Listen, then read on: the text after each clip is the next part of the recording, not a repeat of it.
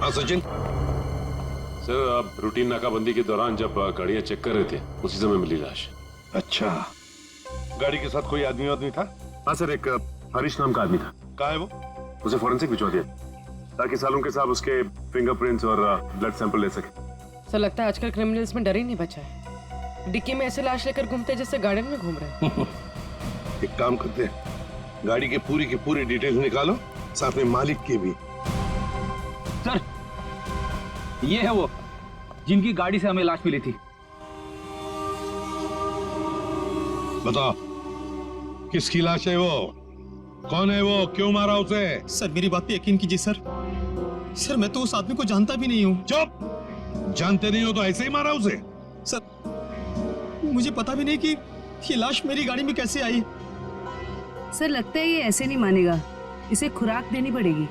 Please sir, sir मैं एक शरीफ आदमी हूँ, मैं नहीं जानता ये आदमी कौन है। मैं सच कह रहा हूँ सर, किसी ने मुझे फंसाने की कोशिश की है।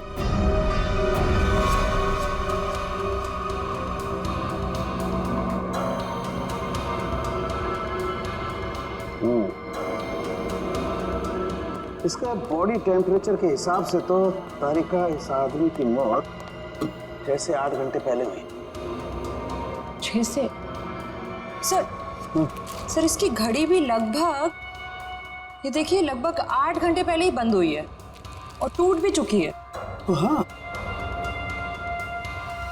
इसका मतलब तो ये हुआ तारिका कि यह आदमी 8 घंटे पहले कहीं गिरा था या किसी ने इसे गिराया और उसी दौरान इसकी सांसें भी बंद हो गई और इसकी घड़ी भी बंद हो गई। अच्छा एक काम करते हैं, हरीश के कपड़ों का लिमोनॉल टेस्ट करते हैं, शायद कुछ ब्लड स्ट्रेन मिल जाए।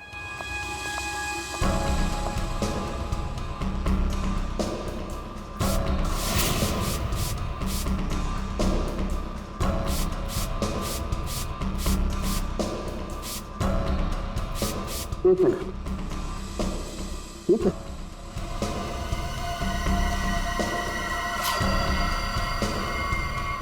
Secret pocket. Secret pocket? अच्छा चलो इसको टेस्ट करो।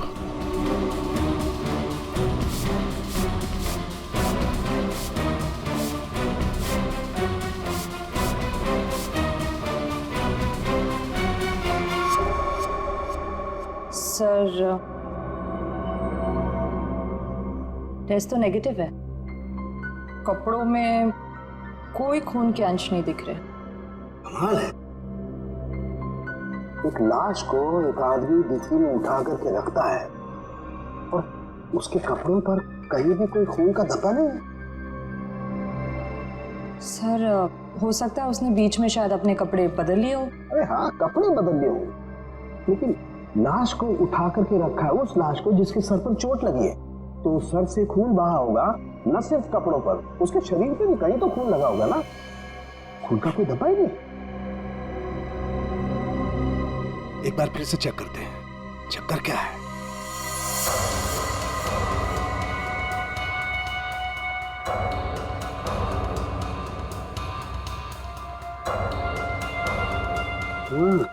अरे क्या इसके नाखूनों में कुछ है? एक मिनट,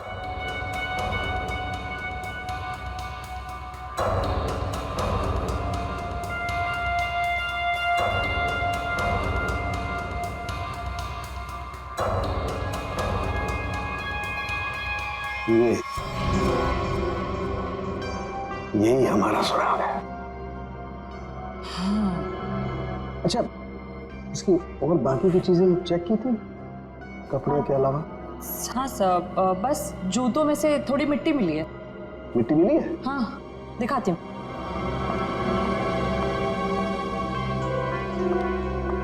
ये देखिए। अरे क्या काम करो, इस मिट्टी को चेक करो, पता लगेगा ये कहाँ की कौन से एरिया की मिट्टी है। सर मैं बीवी बच्चों की कसम खा के कह रहा हूँ, सब मैंने कुछ नहीं किया। ये अपने बीवी बच्चों की कसम झूठी खा सकता है, मगर अपनी नहीं। इसे अपनी कसम खिलवाते तभी। मैंने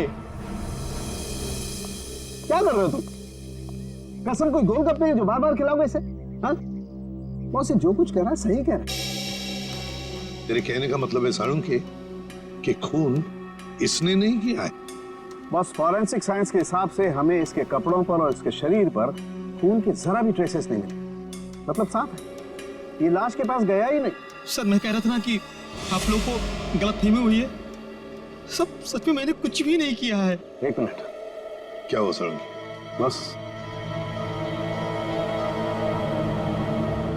बस ये देखो, यहां पर से पेंट खुरचा गया है और यही पेंट मुझे लाश के नाखूनों में मिला है। तो इसका मतलब है ये आदमी गाड़ी के डिक्की में रखने से पहले जिंदा था, जान थी उसमें। डिक्की में रखने के बाद अपनी जान बचाने के लिए बाहर निकलने के लिए हाथ पैर झाड़े होंगे, तब वो खरोंचे आ गई। सर मैं सच कह रहा हूँ सर। चाहे आप मुझे फांसी पे चढ़ाते लेकिन मैं मरते दम तक यही कहता रहूंगा सर। सर मैंने कुछ भी नहीं किया सर, कुछ नहीं किया सर। सचिन ले जाओ इसे। सर पूर्वी, मरने वाले आदमी के बारे में क्या पता चला? सर कुछ नहीं। उसकी जेब में से जो फोन मिल रहा उससे तो कुछ पता चला होगा। फोन बुक खाली है सर, कुछ भी नहीं है उसमें। सर उसके कॉल रिकॉर्ड की लिस्ट मंगवाई है। गुड, उससे पता चल जाएगा कि आदमी कहां कहां गया था, किस किस नंबर पर फोन किया था, सब कुछ पता चल जाएगा। सर जोतों में मिली मिट्टी की रिपोर्ट आ गई है।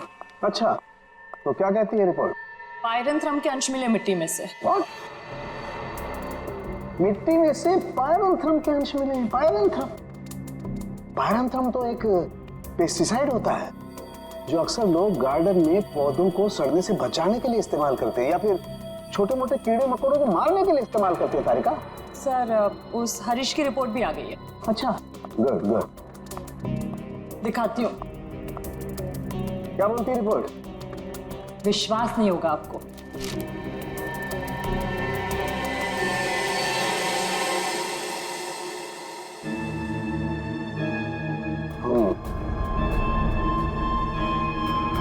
ये बात है। सर जीपीएस के रिकॉर्ड के हिसाब से मरने वाला आदमी पहले अंधेरी से बोरीवली, फिर बोरीवली से बैंड्रा गया था।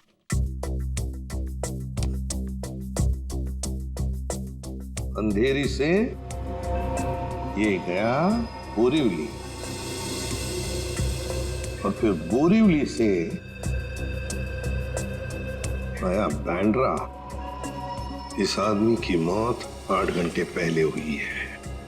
8 घंटे पहले तो जीपीएस से पता चल सकता है कि मरने से पहले आखिरी बार वो कहां पर था। बस जरा ये रिपोर्ट देखो।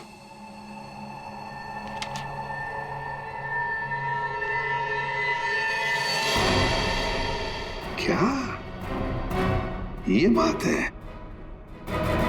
रेडी, ले आओ इसे बाहर।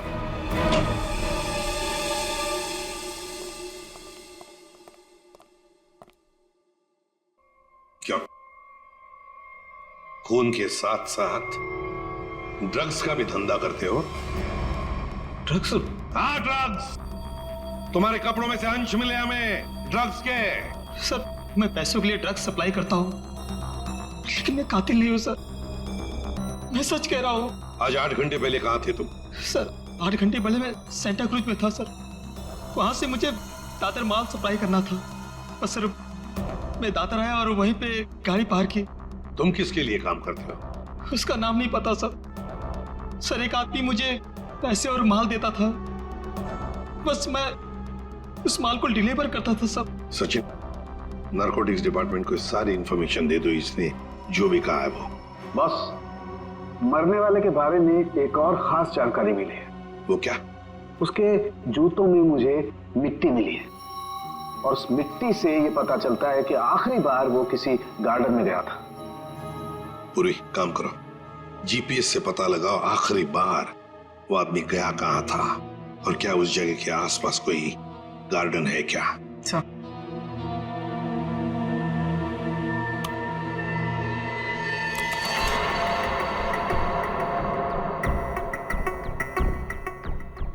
सर ये आदमी शहर के बाहर एक रेजिडेंशियल एरिया है, जगनवाड़ी, वहां पर गया था।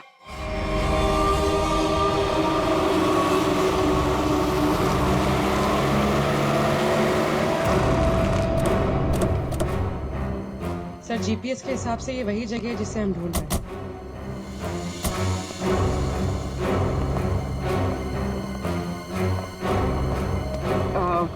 सुनिए, आप जानती हैं इसे? हाँ, ये तो सुरेश है, हमारे पड़ोस में रहता है, वो रहा उसका घर। पर आप लोग कौन है? देखिए, हम लोग सीआईडी से हैं। बात यह है कि हमें सुरेश की लाश मिली है, मौत हुई है उसकी। बड़ा अच्छा आदमी था, इतने बड़े घर में अकेले रहता था, बड़ा मेहनती था और अपना बिजनेस अच्छे से संभालता था। ऐसी कोई और बात आप बता सकते हैं जिससे हम उसके बारे में कुछ और जान सकें? हाँ, वो विदेश यात्रा के लिए निकल जाया करता था और महीने के 15-20 दिन गायब रहता था। चलो उसका घर चेक करते हैं।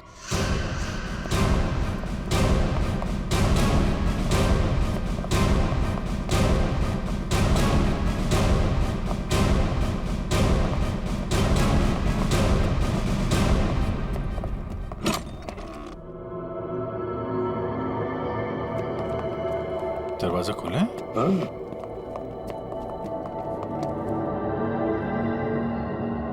सामान तो पूरा बिखरा हुआ है। लगता है कुछ ढूंढने की कोशिश की गई है।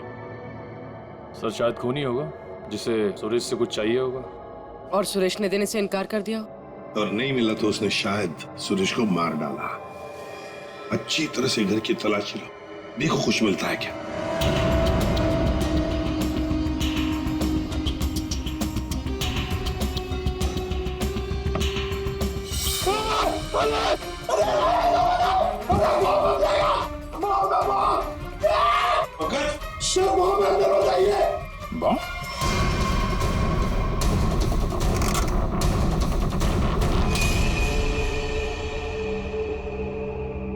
खाली है, अंदर कुछ भी नहीं। लगता है खूनी सब कुछ लेकर गया है यहां से। तो फिर ये केस खून के साथ साथ लूट का भी हो गया सर। और ये लूट पिछले 8 घंटे में हुई है, सुरेश के मरने के बाद। काम करो, यहाँ की सारी फिंगरप्रिंट उठाओ, एक एक fingerprint.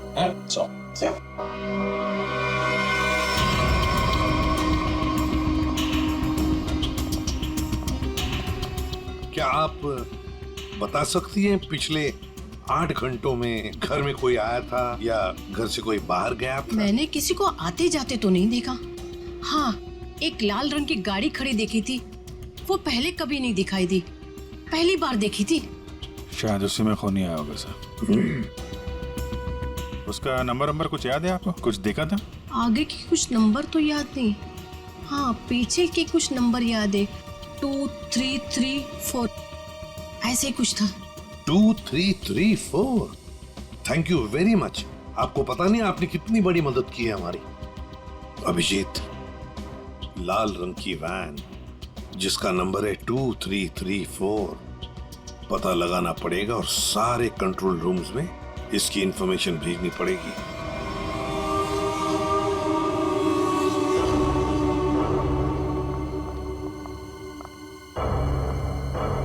Yes ma'am. Yes ma'am, may I help you?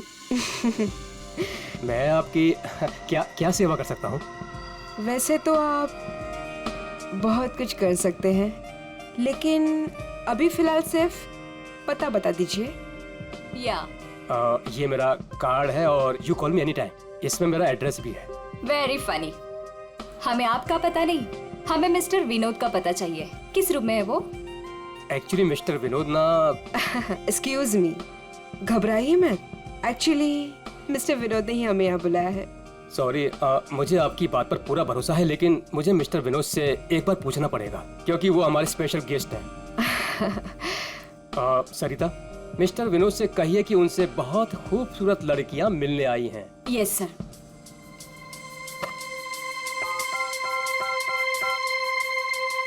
Mister Vinod, आपसे 2 लड़कियां मिलने आई हैं।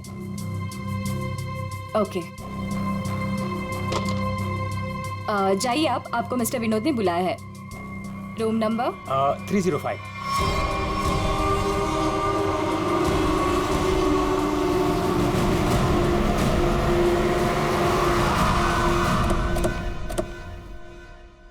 सर उस लाल गाड़ी के मालिक का पता चल गया है। वो किसी विनोद के नाम पे रजिस्टर्ड है। यहाँ इस होटल में छिप के बैठा है।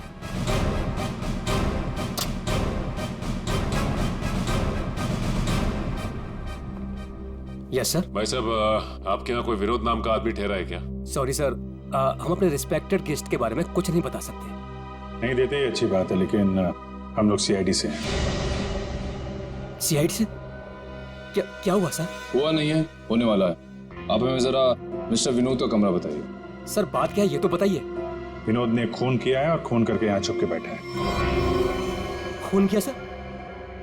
सर वो खूबसूरत लड़की को क्या होगा जो अभी अभी ऊपर गई हैं? कौन सी खूबसूरत लड़कियां? सर अभी 2 लड़की आई थी, वो अभी अभी ऊपर गई हैं। अब जरा कमरा दिखाइए उसका। सर ये वाला रूम।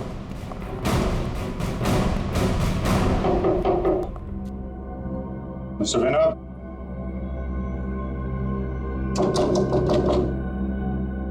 दरवाजा खोलिए। तब कोई आवाज भी नहीं आ रही।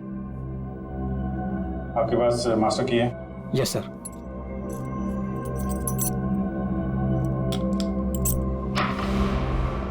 विनोद,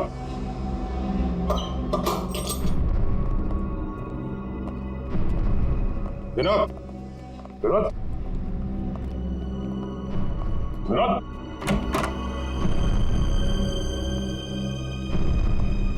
अरे यहाँ कमरे में तो कोई भी नहीं है। तुम तो कह रहे थे कि 2 लड़कियां मिलने आई थी, यहाँ तो कोई भी नहीं है। पता नहीं सर, हमने इसी कमरे में फोन करके पूछा था विनोद जी से, तभी लड़कियों को भेजा था यहाँ पर। फिर अचानक से गायब कहाँ से हो? ये तो कोई प्लानिंग लगती है। तुमने विनोद को होटल से बाहर जाते हुए देखा है? नहीं सर, मैं पूरे टाइम रिसेप्शन पर था और मैंने जाते हुए उन्हें नहीं देखा। अच्छी तरीके से चेक करो कमरे को, कोई ना कोई सुराग तो छोड़ा होगा उसने।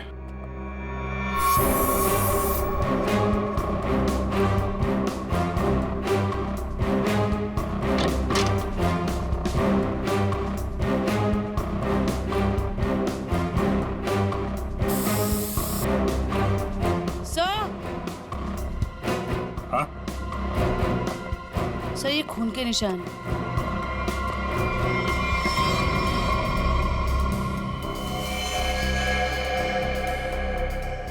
यहाँ पे कुछ हुआ है? सर कहीं विनोद ने उन दोनों लड़कियों को मार के उनकी लाश को होटल में कहीं छुपा दिया हो और मौका देख के यहाँ से भाग गया हो।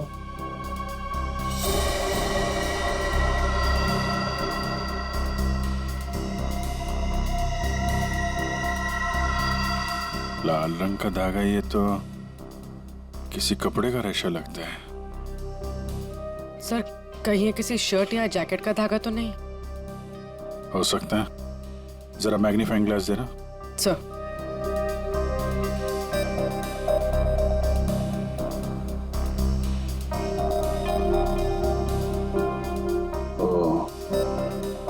इस पे भी खून लगा हुआ है। तो धक्का मुक्की में जब यहां से निकला होगा तो ये कपड़े का रेशा यहां अटक गया। मैं सब एक बात बताओ, ये जो लड़कियां आई थी उनमें से किसी ने लाल रंग का कुछ पहना हुआ था क्या? हाँ सर, एक लड़की ने लाल रंग का ड्रेस पहन रखा था। ये तो उस लड़की की ड्रेस का धागा ही है। और इन दोनों लड़कियों को रिसेप्शन पे तो किसी ने देखा नहीं जाते हुए। इसका मतलब हो सकता है ये होटल में ही हो दोनों। ठीक है, पूरा होटल छान मारा। पूर्वी, ये जो लॉबी में सीसीटीवी कैमरा लगा है ना, उसकी फुटेज चेक करो। अगर वो लोग होटल से बाहर गए होंगे, लॉबी से होकर ही जाएंगे।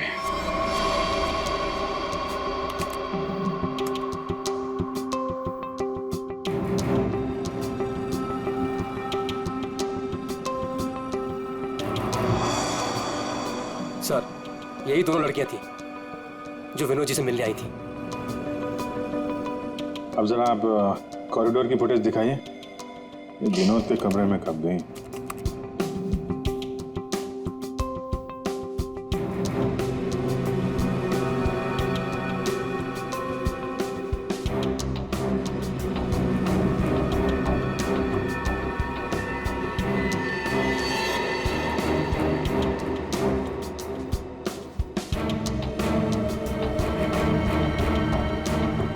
अंदर तो गई थी।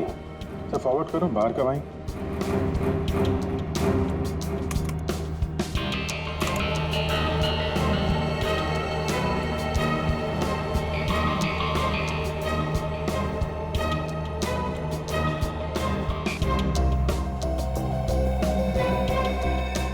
सर बाहर सिर्फ दोनों ही निकली। विनोद कहाँ गया? तो फॉरवर्ड करो।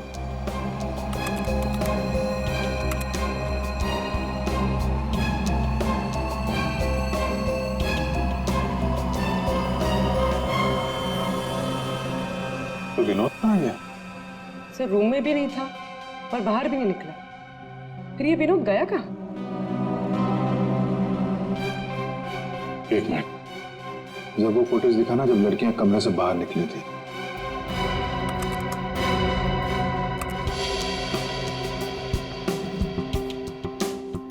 स्टॉप। सूटकेस देखा? अब जरा वो फुटेज दिखाना जब ये अंदर गई थी।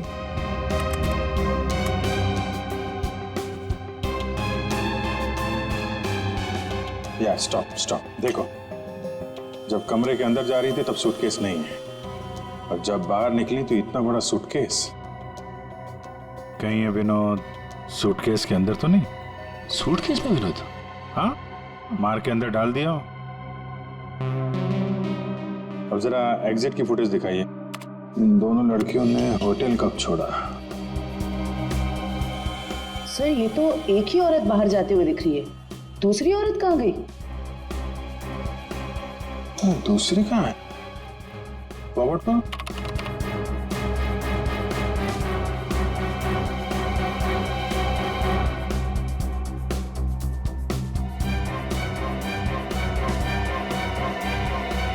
दूसरी वाली लड़की अभी भी होटल में है क्या? निखिल। Yes sir. जितने भी एग्जिट है ना होटल के सब बंद करवा दो। ठीक है सर। मैनेजर साहब। Yes sir. सारे केस को नीचे बुलवाइए। जी। पूर्वी, इस दूसरी लड़की की फोटो ब्यूरो में भेजो। अपने क्रिमिनल डेटाबेस से चेक करो, इसके बारे में कोई जानकारी मिलती है क्या? कोई क्रिमिनल रिकॉर्ड है इसका? ये गेट क्यों बंद है? आप प्लीज इसे खोलिए, हमें घर जाना है। और ये कोई तरीका है? हम इज्जतदार लोग हैं, आप ऐसे हमें रोक नहीं सकते।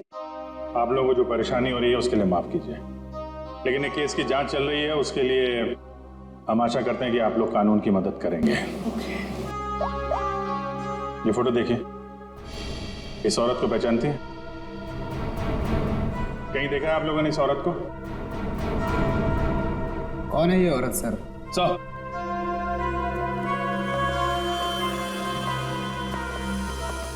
सर पूरा होटल सील कर दिया, अभी यहाँ से कोई बाहर नहीं जा सकता। साथ ही साथ उस लड़की के बारे में पूरी छानबीन की, लेकिन कुछ पता नहीं चला उसके बारे में। लड़की अगर मिली नहीं है तो फिर यहीं कहीं होगी। मैं साहब, कोई और दरवाजा है जहां से होटल से बाहर जा सकते हैं? सर यहाँ पे कोई खुफिया रास्ता तो नहीं है, लेकिन पार्टी हॉल में एक दरवाजा है जहां से बाहर जा सकते हैं। लेकिन वहां पर तो पार्टी चल रही थी। अरे पार्टी चल रही थी, बाहर तो जा सकती है ना। तुम फोटोग्राफर इधर आओ। यस। तुम पार्टी में थे? हाँ सर। फोटो खींची? यस। कैमरा दो।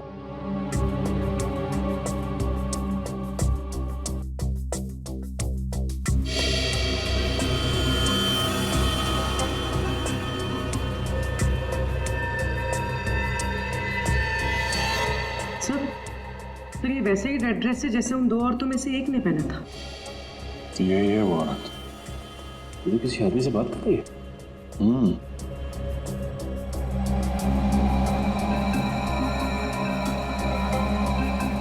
एक मिनट, आप जिस औरत से बात कर रहे थे उसको जानते हैं? कौन सी औरत? ये औरत। मैं इसे नहीं जानता। कोई बात नहीं, हम लोग पता लगा लेंगे। पार्टी कहाँ चल रही थी? सर उस तरफ।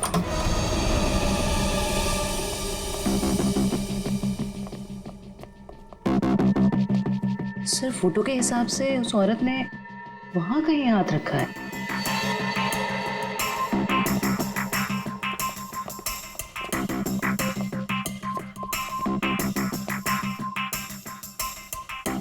यहाँ पे प्रिंट तो दिखाई दे रहा है। यहाँ पे हाथ रखा, पास में दरवाजा है, यहीं से निकल गई होगी। उठाओ इस प्रिंट को।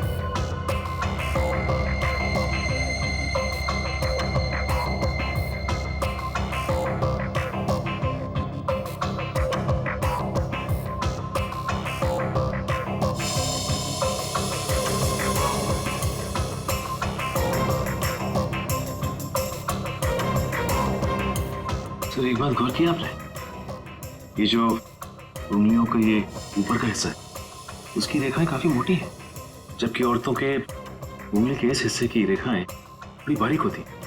इसमें ऐसा नहीं है। ये रेखाएं तो मोटी है, मतलब मर्द की रेखा है।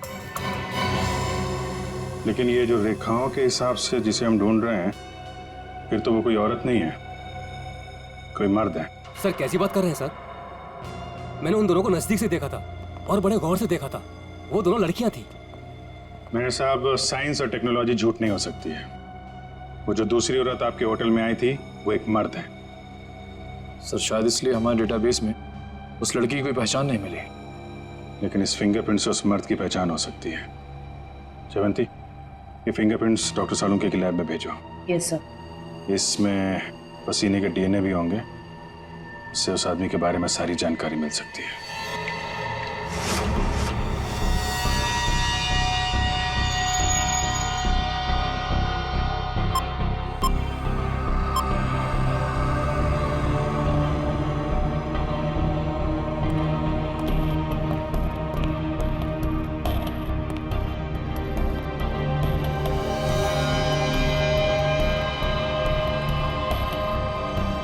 सर के पसीने से जो डीएनए का टेस्ट किया उसका क्या रिपोर्ट आया?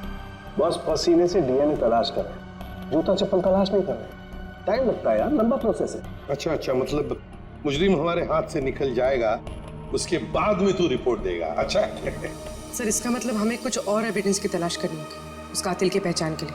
अच्छा अच्छा, अब आप भी बोलने लगे। Very good. मतलब इससे पहले कि मैं कुछ बताऊं, आप लोग पहले ही अपने नतीजे पर पहुंच गए। अब यार ऐसी उल्टी सीधी बातें करने में जो टाइम वेस्ट कर रहा है उससे बेटर है काम पे लग जाता तो कुछ हाल लग जाता। यार सच कहूं ना तो कई बार तुम लोग, और खास करके तुम, मुझे बहुत हर्ट करते हो। मैंने दिल दुखाया? मैं क्या तेरी गर्लफ्रेंड हूं? हैं? नाटक बनकर और साफ साफ बता क्या मिला। चल, इस पसीने में हमें कुछ ऐसा पदार्थ मिला है जिससे हम खूनी के काफी नजदीक तक पहुंच सकते हैं। क्या मिला? इसमें हमें हाइपरडोल नाम का एक पदार्थ मिला है जो अक्सर दवाइयां बनाने के काम में आता है। जो दवाइयों में इस्तेमाल होता है, मतलब जिसका भी पसीना है वो बीमार है, ये तो कोई भी बता सकता है। लेकिन कोई ये नहीं बता सकता है कि उस बीमारी का नाम है हाइपोक्रोंड्रिया। हाइपोक्रोंड्रिया ये एक जेनेटिक डिसऑर्डर है। इस बीमारी की वजह से इंसान कई बार अपना दिमागी संतुलन खो बैठता है, जिस वजह से उसका शरीर भी उसका साथ नहीं देता और वो इंसान इधर उधर यूं ही बिना जाने घूमने लगता है। लेकिन ये बीमारी हमारे देश में बहुत कम लोगों में पाई जाती है। It's a rare disease. Boss, बहुत कम ऐसे अस्पताल हैं जिसमें हाइपोक्रोंड्रिया नामक बीमारी का इलाज होता है। अच्छा, हाइपोक्रोंड्रिया। सचिन, ढूंढो सारे हॉस्पिटल्स जहां पर इस बीमारी का इलाज होता है और वहां से उनके पेशेंट्स की लिस्ट भी लेकर आओ। हमें जिसका इंतजार है वो उन्हीं लिस्ट में से कोई एक है, उन्हीं पेशेंट्स में से कोई एक। हेलो डॉक्टर साहब। Hello, yes. हम लोग सीआईडी से हैं। एक्चुअली हम लोग एक खून के केस की जांच कर रहे हैं और हमारा सस्पेक्ट आपका मरीज है। कौन है वो? ये तो आप बताइए। आप किसी ऐसे आदमी का इलाज कर रहे हैं जिसे हाइपोक्रोंड्रिया नाम की बीमारी है? इस बीमारी का इलाज तो मेरे पास 3 लोग करवा रहे हैं। शायद इनमें से ये एक हमारा सस्पेक्ट है। Okay.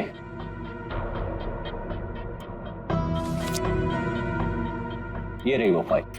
Thank you doctor.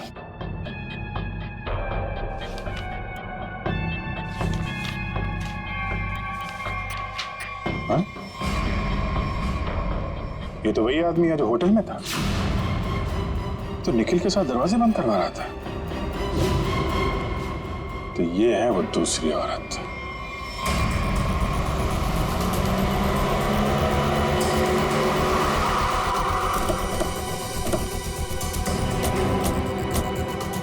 Excuse me manager साहब, वो वेटर कहाँ जो निखिल के साथ दरवाजा बंद करने गया था? क्यों सर, क्या हुआ? सवाल मत करो, जवाब दो, मेरे पास टाइम बहुत कम है। सर वो तो घर चला गया, उसकी शिफ्ट खत्म हो गई थी ना। वो वैसे रेस्ट रूम में रहता था, आज वो जल्दी चला गया, कुछ हड़बड़ी में था सर। मुझे मालूम है क्यों हड़बड़ी में था वो रेस्ट रूम कहाँ है? सर होटल के पीछे। जयवंत, निखिल जरा देखो रेस्ट रूम में जो मिलता लेके आओ।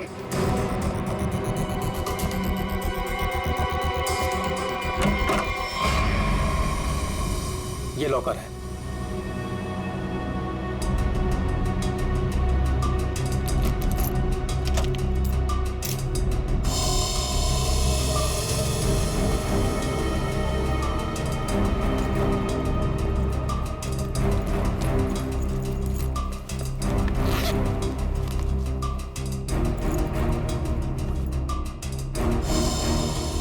काफी चालाक है, फोन इसमें रख के गया ताकि हम उसे ट्रेस न कर सके। सर ये बैग और ये मोबाइल फोन मिला है। बैग में और कुछ है? नहीं सर। लगता है वेटर बड़ी जल्दी में था, अपना सारा सामान यही भूल के चला गया। फोन लॉक है, इस फोन को अनलॉक करवाओ, इसके अंदर जितनी फोटोज हैं, वीडियोज हैं, कॉल लिस्ट सब छान मारो। अब ये फोन ही हमें उस तक पहुंचाएगा।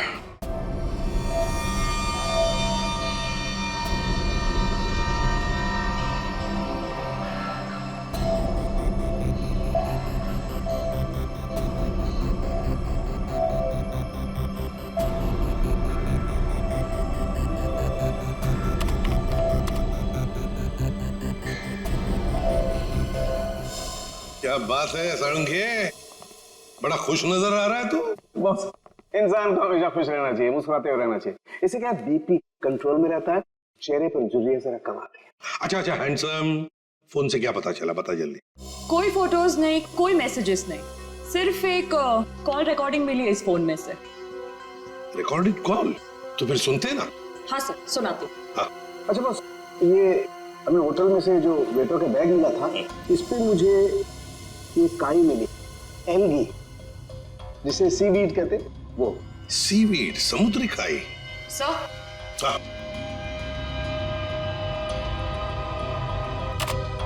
यस।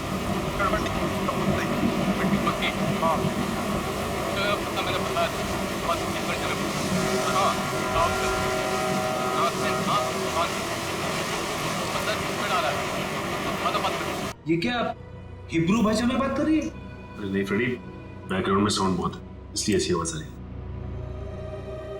सर दो लोगों की बात करने की आवाज है।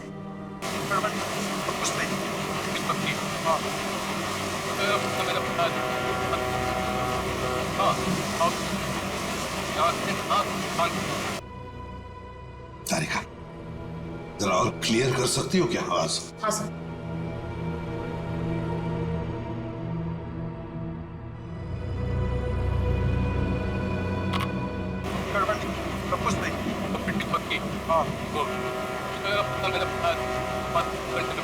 लगता है कोई खास डील की बात चल रही है। सर लेकिन डील कहाँ होने वाली है इसका पता नहीं चला। पता चल सकता है सचिन, अगर आवाजें साफ सुनाई पड़े तो। सर इसके लिए हमें इस टेप को आईटी डिपार्टमेंट भेजना पड़ेगा, ताकि वो साउंड्स को अल्ट्रा फिल्टर करके ह्यूमन वॉइस को एक्सट्रैक्ट कर सकते हैं। नहीं, हमारे पास वक्त नहीं है। एक काम करो, जरा फिर से सुना। हाँ सुनो फिर से।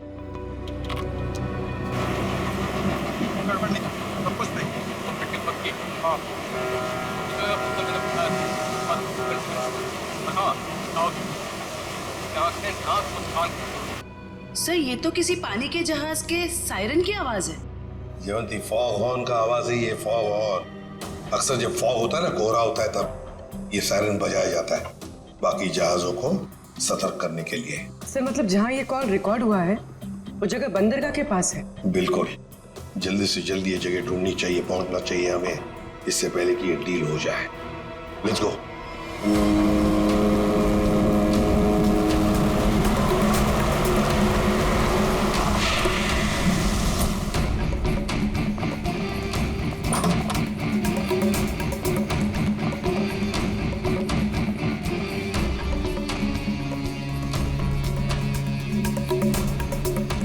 Welcome welcome welcome.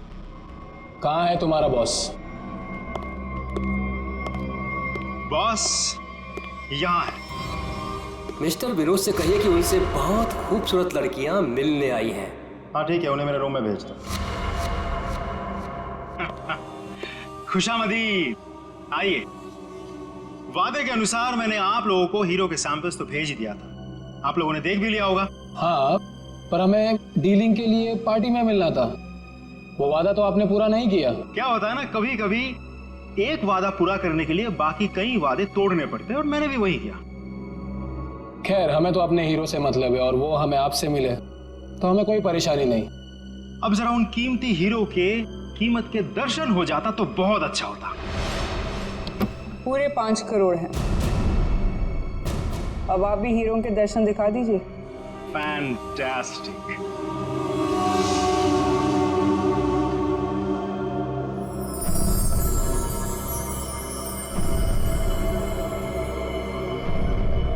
Thank you very much. आप लोगों के साथ बिजनेस करके मुझे बहुत अच्छा लगा।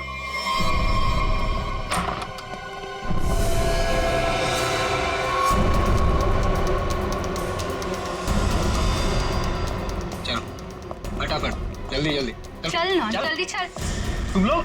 हाँ, चल। सेवा करने के लिए आए हैं। चल, जल्दी चल। हाथ ऊपर, हाथ ऊपर। चल। देखो, ये तुम लोग अच्छा नहीं कर रहे हो, ये अंजाम बहुत बुरा होगा, मैं बता रहा हूँ। तेरे बुरे अंजाम का तो फैसला उसी समय हो गया था जब तू हम लोगों को धोखा देकर हीरे चुरा कर भागा था। अब ये हीरे हमारे साथ ही जाएंगे और तू जाएगा ऊपर भगवान के पास, समझा? देखो, ये सही नहीं हो रहा है। मैं तुम्हारा दोस्त हूँ ना। दोस्त?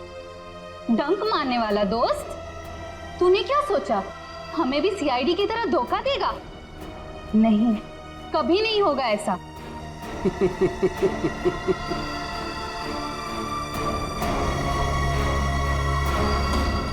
ए ला, बैग मुझे दे। धोखेबाज।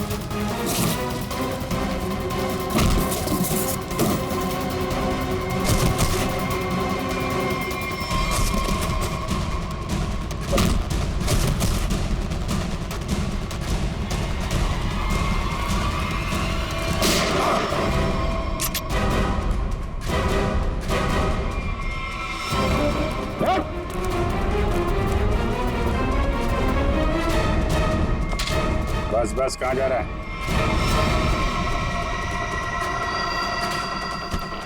बहुत होशियार समझता है।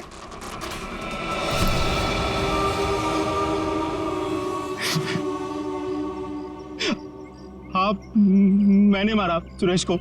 क्यों मारा? हीरो के लिए। हीरो के लिए? हमें पता चल गया था कि सुरेश विदेश से हीरा स्मगल करता है। हमने तभी सोच लिया था कि क्यों ना रास्ते में ही हीरे लूट ले उससे, और रातों रात अमीर बन जाए, इसलिए खून कर दिया उसका। क्यों? सर, हम सुरेश को मारना नहीं चाहते थे। हमें पता चल गया था कि सुरेश हीरे लेकर मॉल के पार्किंग लॉट में था। हम बस उससे हीरे छीन कर वहां से चले जाना चाहते थे, पर सुरेश ने हीरा अपने घर पे छुपा के रखा था। तुमने उसके घर की चाबी छीनने की कोशिश की, लेकिन सुरेश ने आसानी से तुम्हें चाबी नहीं दी। मजबूरन उसे मारना पड़ा सर। फिर सुरेश की लाश तुमने हरीश की गाड़ी की डिक्की में डाल दी।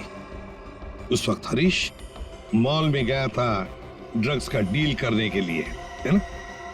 और फिर हम सुरेश के घर पे चले गए, वहां से हीरे लिए और अलग अलग हो गए ताकि हम पे किसी को शक ना हो। पर दूसरों को धोखा देने वाले खुद धोखे में आ गए। वो हीरे नकली थे। क्यों? और असली धोखेबाज तो विनोद था, जिसने असली हीरे अपने पास रख के नकली हीरे हम लोगों को थमा दिए। तो तुमने सोचा कि विनोद के मार का बदला भी पूरा हो जाएगा और हीरे भी मिल जाएंगे, है ना? हमें पता चल गया कि ये हीरो का सौदा होटल में करने वाला है। पर विनोद को पता चल गया कि उसके पीछे सिर्फ तुम ही नहीं, हम भी पीछे पड़े थे। और इसीलिए मुझे अपना प्लान बदलना पड़ा। मैंने कुछ पैसों की लालच देकर वेटर को अपने साथ मिला लिया और अपने आप को होटल से गायब करने का सारा इंतजाम कर डाला। इन वेटर्स को औरत बनाकर, हैं? तुम में से एक ने इसे सूटकेस में बंद करके होटल से बाहर निकाल दिया। लोगों को लगा कि विनोद मर गया है, विनोद गायब और तुम्हारा भी काम हो गया। क्यों? Master stroke. और उसके बाद किसका रोल शुरू हो गया? वेटर का। हाँ, विनोद के बाद हीरो का सौदा मैंने ही किया क्लाइंट के साथ। पर हमें विनोद की चाल का पूरा अंदाजा था, इसलिए हमने कभी यकीन नहीं किया कि विनोद मर चुका है। हम विनोद के क्लाइंट को पहचानते थे। जब हमने वेटर को क्लाइंट के साथ देखा तब हम पहचान गए थे कि विनोद ने उसे अपने काम के लिए रखा। तो हमने इसे पैसे दिए और इसने हमें विनोद का लोकेशन बताया। विनोद, अपने दोस्तों के साथ प्लान बनाकर तुमने हीरे लूटे और फिर लालच में आ गए। तुमने सोचा क्यों नहीं सारे हीरे मैं अपने आप के लिए रख लूं, इसलिए उन्हीं दोस्तों के साथ तुमने धोखा किया, गद्दारी की। असली हीरो की जगह नकली हीरे दे दिए उन्हें। इस सारे चक्कर में तुमने एक खून भी किया, सुरेश का खून। कानून तो तुम्हें कड़ी से कड़ी सजा देगा, शायद फांसी होगी तुम्हें, फांसी।